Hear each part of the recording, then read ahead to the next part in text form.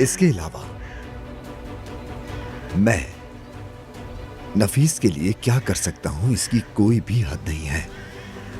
लेकिन तुम्हारी हदें बंधी हुई हैं और इसी वजह से तुम हार जाओगे ताहिर, और मैं जीतूंगा। मैं कभी भी हार नहीं मानता।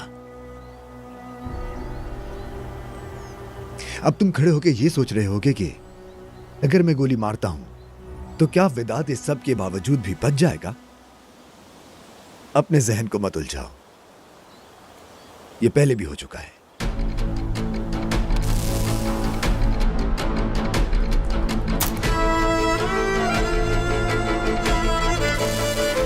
मुस्तफा, क्या तुम मुझे लिफ्ट दे सकते हो?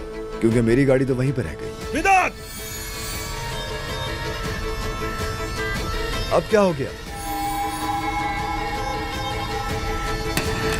जब तक हम में से कोई एक ना मर जाए, मैं तुम्हें छोड़ूंगा नहीं।